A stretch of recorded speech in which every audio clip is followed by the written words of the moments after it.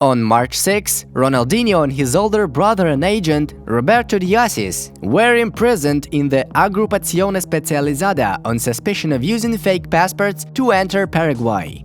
During the first week of Ronaldinho's stay in prison, the warden Blas Veras even organized a jokingly called mini tour of Ronaldinho, so that the kids could meet him for a short while in a courtyard of the prison. Here's the effect of the magician. Most of these kids were too young to remember the famous victory of the Brazilian at the 2002 World Cup or victory of the Ballon d'Or in 2005. But these meetings have ceased. Due to the coronavirus, I could no longer do this. Ronaldinho enjoyed spending time with children. The prison warden explains in an interview with Bleacher Report. Ronaldinho remains a popular person despite his retirement in 2018. However, when he turned 40 on March 21st, the celebration turned out to be really gloomy. A prison cell, brother, and a cake brought by one of his lawyers. What brought Ronaldinho to such a difficult life change? Now we're gonna tell you everything. Hello everyone! Inside Football is gonna go deeper and show you a different, previously invisible side of Ronaldinho's life. Special thanks to the Bleacher Report and journalist Marcos Alves for the cool material, the adaptation of which we are sharing.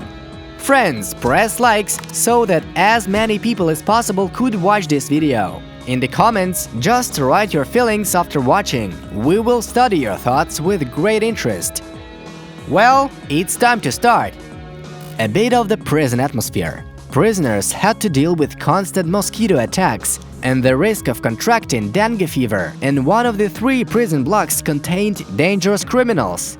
However, Ronaldinho was lucky. He managed to avoid the company of thugs. He spent most of his time in another area with 25 inmates, and among other privileges, had a TV in the cell.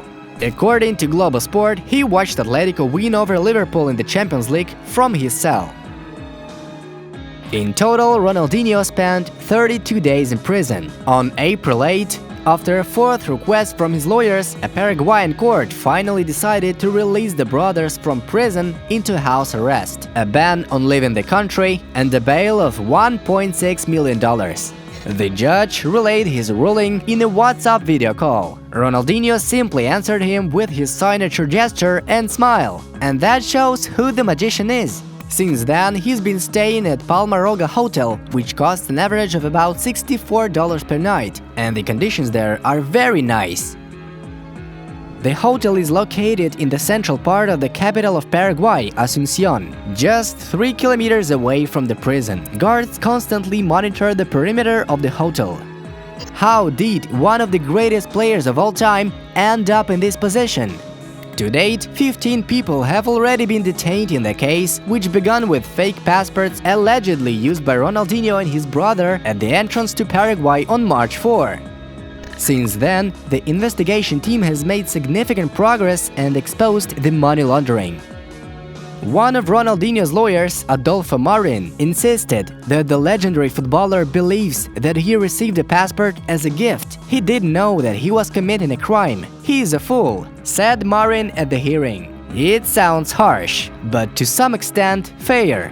While his incredible talent hypnotized his fans and made him the brightest football star in the early 2000s, Ronaldinho was never responsible for his life and wasn't fully aware of what was happening. He was always so focused on the game that when Cameroon kicked out Brazil from the 2000 Olympic Games, he didn't even know about the golden goal rule and didn't understand why the match was over, recalls Diogo Olivier, football columnist for Zero Hora, who followed Ronaldinho throughout his career. Ronaldinho has a reputation for being in the dark when it comes to off-the-pitch matters, and the worst part is that it's indeed true. He doesn't have a clue about his business. Ronaldinho's family built a bubble for him and said, "You go there and play, and let us handle the rest."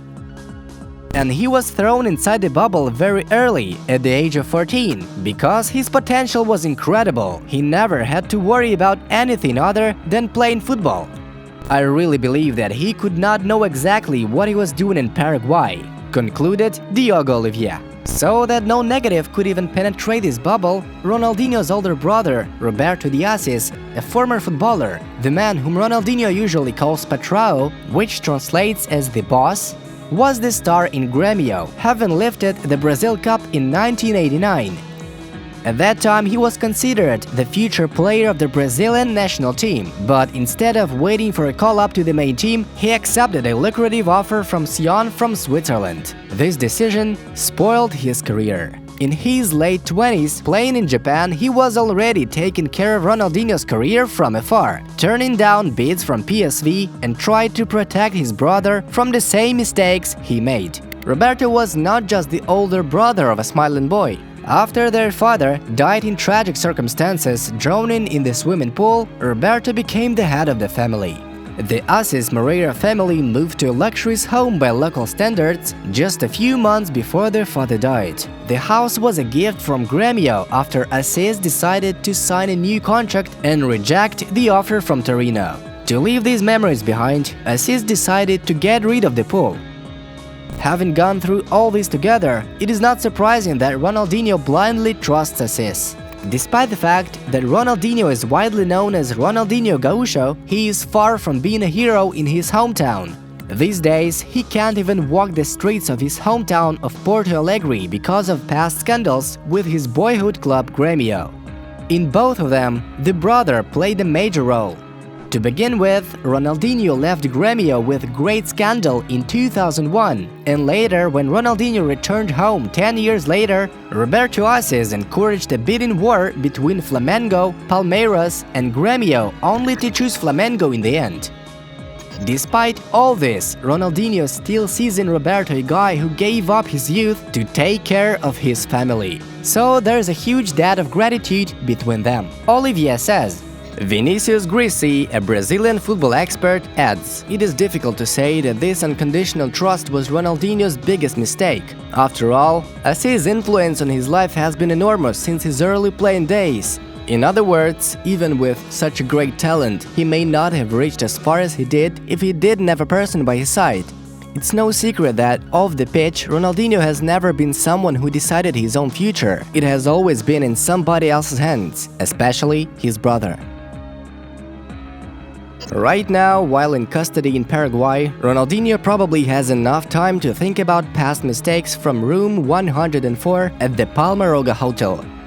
In the recent years, his name has been dragged into several controversies, such as an unpaid fine of $2.5 million for environmental damage, confiscation of his passport in Brazil, rumors of a political career in the far-right party of the country, advertising of dubious companies, and a standing trial on the alleged money laundering scheme.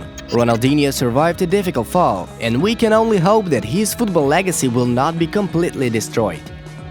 Ronaldinho was the only guy who could have really matched the status of Pelé. I watched him since the very beginning, and I've never seen anyone as talented with the ball. With a bit more discipline out of the field, he could have been a much bigger player, someone to win 5 Ballon d'Ors, Olivier concludes.